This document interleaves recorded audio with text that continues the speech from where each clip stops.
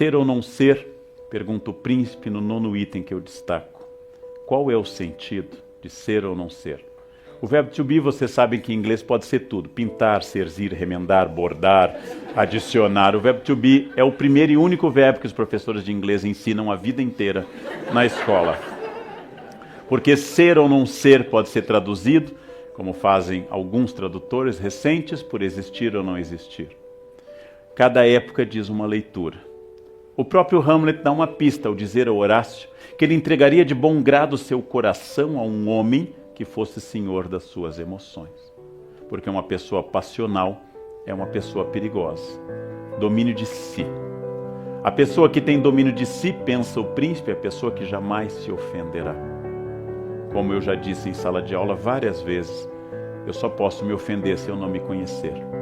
Alguém me insulta dizendo algo sobre uma questão pessoal. Só há duas hipóteses. A pessoa está dizendo a verdade ou ela está mentindo. Dizem que minha mãe é de moral duvidosa, insulto básico.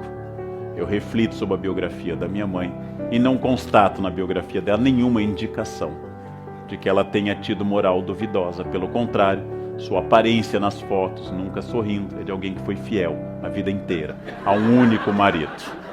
Jamais aquele sorriso largo de uma pessoa que viveu abertamente no mundo. Ora, com isso o que eu estou constatando? Dizem que minha mãe é isso. Ela não é, logo eu não posso ficar ofendido. E se ela fosse, também não poderia ficar ofendido. Alguém no trânsito me grita algo sobre uma opção sexual possível que o motorista que eu fechei interpreta que eu tenha. Duas hipóteses, de fato eu tenho e não me ofendo. Ou de fato eu não tenho e não me ofendo. É como alguém me gritar careca e eu digo, bom, você vê, né? É sinal de que você é dotado da visão. Ou seja, o estoicismo de Hamlet é o estoicismo de quem se conhece. Quem pode ofendê-lo? Quando Polônio lhe pergunta o que o senhor está lendo, ele diz, palavras, palavras, palavras. E o Polônio vai começar a perceber que, debochando dele, Hamlet não perdeu a razão, mas está num outro tipo de sabedoria. Um homem que domina a si é um homem a quem Hamlet entregaria seu coração. A consciência moderna nos leva ao grande mal da modernidade que ninguém resolveu e Hamlet apenas destapou essa pequena caixa de Pandora, a solidão estrutural da consciência moderna. Somos seres solitários. Sempre fomos, mas a consciência coletivista medieval dava a sensação de uma cristandade no Ocidente, de uma unidade, de um Deus que por todos zelava, de uma sociedade igual religiosamente. A modernidade trouxe a diversidade religiosa e a diversidade política. O inferno, vai pensar Sartre no século XX, está nos outros, diz uma de suas personagens numa peça Entre Quatro Paredes. Sartre e Hamlet chegam à consciência de que eu estou inevitavelmente isolado na minha consciência. E a necessidade do mundo nos oferecer coisas novas porque eu não tenho nada a interagir com o mundo. Por que é que o príncipe Hamlet lê apenas um livro toda a peça? E por que nós temos que ver Velozes e Furiosos 75, Velozes e Furiosos 86? Porque na verdade eu não vi nenhum. E não tendo visto nenhum, eu preciso que eles se repitam. Como eu não tenho de fato amigos, eu tenho 3.000 no Face. Como eu não tenho uma vida interessante, eu fotografo tudo na minha e compartilho com todos. A minha solidão se insinua de tal forma, ela é tão estrutural, que eu tenho que fazer com que os outros me digam aquilo que eu desconfio, que a minha vida é uma vida que vale a pena ser vivida, através da observação dos outros. Isso não é sinal de um narciso exatamente fraco, mas é sinal de um narciso cada vez mais isolado em si, sem comunicação com o mundo, sem ouvir mais a ninguém. Já comentei aqui nesse espaço da CPFL que é obsessivo o nosso tipo de conversa. Qualquer informação que os senhores derem será respondida com a informação de outra pessoa. Eu, Leandro, sou de Aquário. Eu sou de Gêmeos. Meu ascendente é Aquário, o meu é Câncer. Ninguém ouve ninguém. A solidão individual a 2 ou a 3 é a norma de todas as pessoas. E celebramos essa variedade de coisas, porque exatamente nós temos cada vez mais dificuldade em estabelecer algo significativo e orgânico. O príncipe se sente mal na corte de Elsinor, porque ninguém em Elsinor lhe diz a verdade.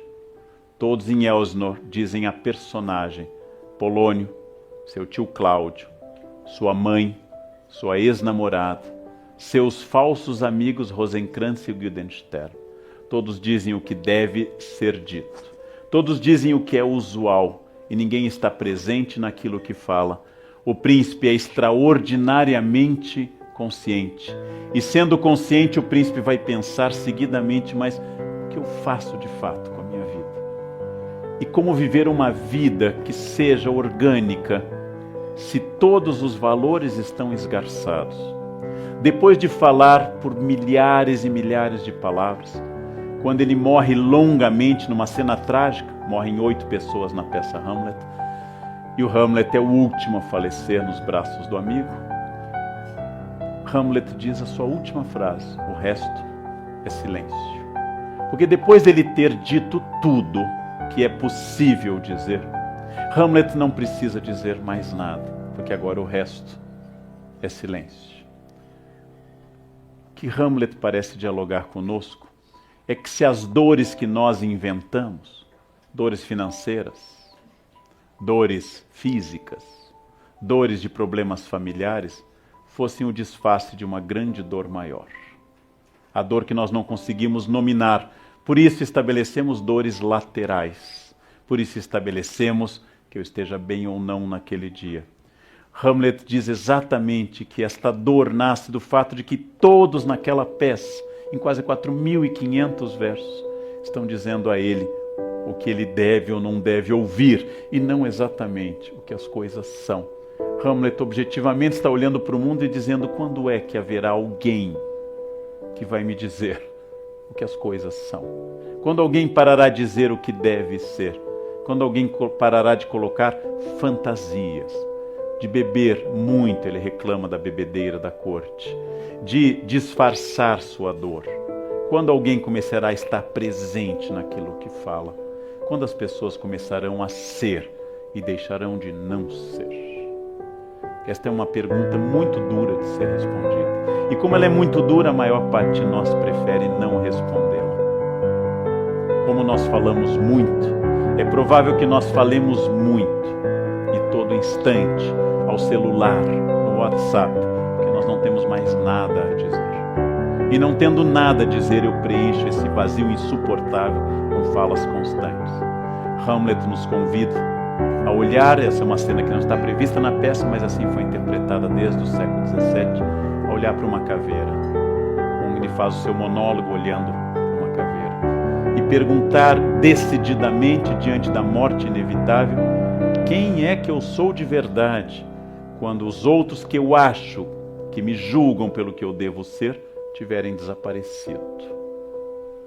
Por que é que eu não vivo desse jeito? Meu pai e minha mãe, Sartre chamaria má fé, Hamlet chamaria apenas Polônio, ou seja, a encenação, a etiqueta. Não, eu não posso fazer isso, o que minha família diria? Muito ou nada, mas igualmente irrelevante. Se a família apoiar ou criticar, você continuará sozinho. Mas como eu prefiro, ao invés de enfrentar a solidão da minha decisão, eu prefiro dizer que é uma opção por causa da minha família, dos meus filhos, meus vizinhos ou da minha fé, eu prefiro sentir-me vigiado do que me sentir sozinho. Eu prefiro me sentir protegido pela crítica do que largado pela indiferença. Esta é a pergunta central do Hamlet. O que eu responderia se nada fosse relevante a não ser a minha decisão e nada garantisse que essa decisão fosse correta? Quem eu seria se eu estivesse absolutamente só no mundo? Resposta do príncipe: você está só no mundo. Até porque sua vida será sempre solitária, com outros solitários ao seu redor, dando opiniões sobre eles, e você interagindo, dando opinião sobre si, e dizendo que você não toma essa decisão porque o outro é